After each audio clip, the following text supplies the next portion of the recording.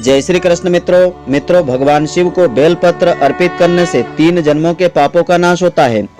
तो श्रावण मास महाशिवरात्रि और सोमवार का दिन भगवान शिव जी की पूजा के लिए खास होता है। इस दिन पूजा में आपको बेलपत्र का प्रयोग अवश्य करना चाहिए।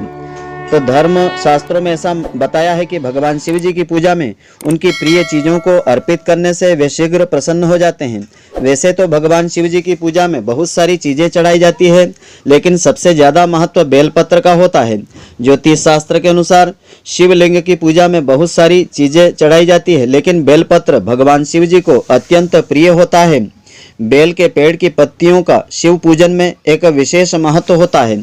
इस पेड़ की पत्तियां एक साथ 3 की संख्या में जुड़ी होती है और इसे एक ही पत्ती माना जाता है। तो ऐसी मान्यता है कि बिना बेलपत्र के शिव जी की उपासना पूरी नहीं मानी जाती है, उनकी पूजा उपासना अधूरी रह जाती है। तो शास्त्रों के अनुसार भगवान शिव जी को बेलपत्र अर्पित करने की एक अलग और विशेष विधि होती है। तो आइए अब हम जानते हैं भगवान शिव जी की पूजा में बेलपत्र आपको किस प्रकार से अर्पित करना चाहिए।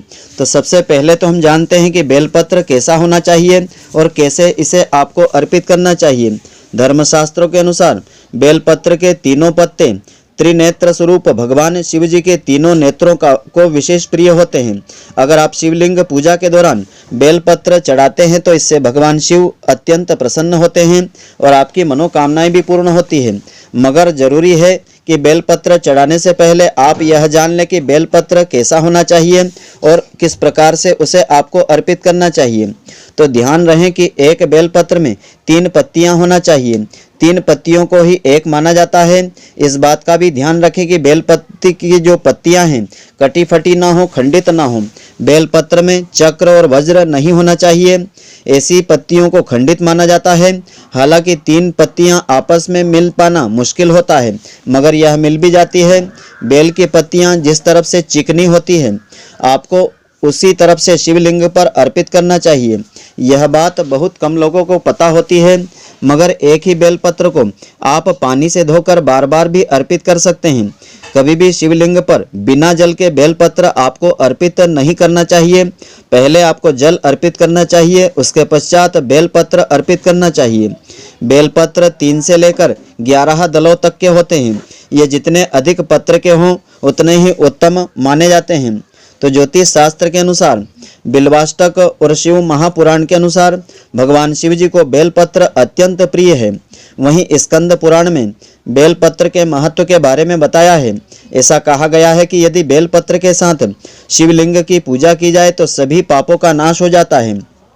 तो एक कथा के अनुसार एक बार माता पार्वती जी को बहुत पसीना आ रहा था, तब उन्होंने अपनी उंगलियों से माथे के पसीने को साफ किया। इससे पसीने की कुछ बूंदें मदार पर्वत पर जा गिरी थी और उन्हीं बूंदों से बेलपत्र का पेड़ उत्पन्न हुआ था। बेलपत्र का महत्व यहीं खत्म नहीं होता है। ज्योतिष शास्त्र के अनुसार बेलपत्र बहुत ही पवित्र माना गया है। इसमें माता पार्वती जी के कई रूपों का वास होता है।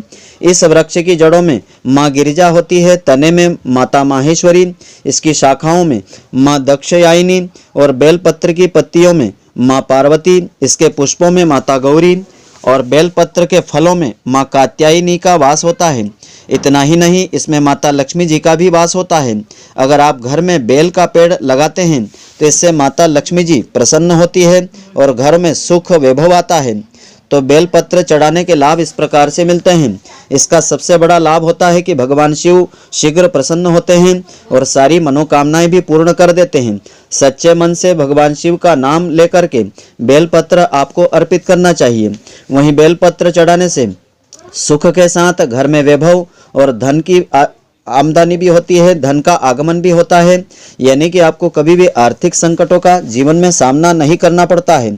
अगर आप पुण्य कमाना चाहते हैं तो आपको बेलपत्र की 3 पत्तियों में ओम नमः शिवाय लिख करके अर्पित करना चाहिए, या ओम नमः शिवाय का उच्चारण करके आपको अर्पित करना चाहिए, या राम राम लिख करके उसे भगवान भोलेनाथ पर अर्पित आपको कर देना चाहिए। इससे भगवान शिव जी की विशेष कृपा मिलती है। शास्त्रों के अनुसार आप रविवार के दिन अगर बेलपत्र की पूजा करते हैं तो आपके सारे पाप धुल जाते हैं, सभी पापों का नाश होता है।